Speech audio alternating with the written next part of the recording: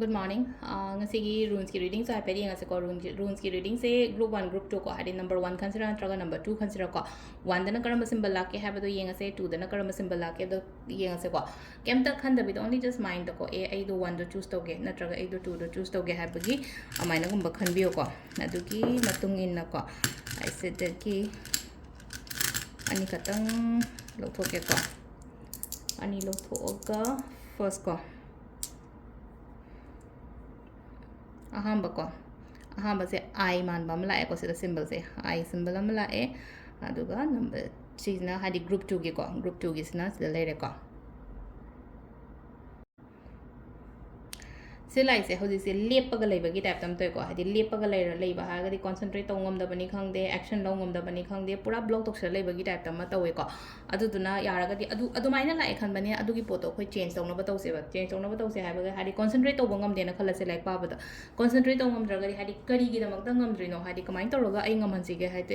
meditate kum ba tau ga dra natra ga hadi karam ba sum le no meditation tor ga hadi chanting kum ba tau ga dra natra ga hadi ai se matam chana tum ba ko tum ba ko ba discipline na gadra kolon gadra hai maching mod mind ro ko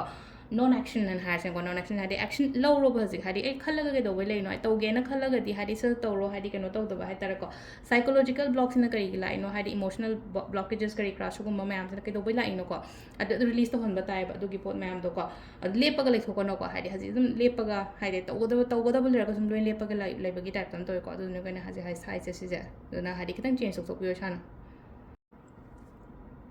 group 2 ko group 2 gi tra lai sina mo kai no hai kan sa ko kai no hai tar ko asengba awoi ba mayam ma hai tar ko ai mamang da la kan ko haidi aina thiru dra ko so hai tar ko ai gi thabak inkhang gi matang do oiro ai gi relationship gi matang do oiro truth reveal torok pan hars ne ko haidi truth reveal torok ba hai ngon da poching je ai ngon da loi lo la thame na khala se ba lo la thama ko so ko ma sama than da ma thak ta loina tholak pa changes loina lak pa ko pa do mai na oina ko haidi sida piri se ko haidi secret kumba kai gumba le ra ga so ko secret to aina thiru dra ga so matomda ai mamang da loi tholak pa do ko pa do mai na oina oi ko adu na haidi sida kem ta khan ga no hai tar ko ai sigi mi sina ai ngon da si lo lam ga ni ma sina ai ngon da haidi kai hai kai kem hai dok tri se kai gi no khot ki no kan kem khan ga no ma sama than da pop loin thok chara ka ne bo ko adu sida le ko ko yi ngasi gi oina ko gi runes ki reading su ma'am thank you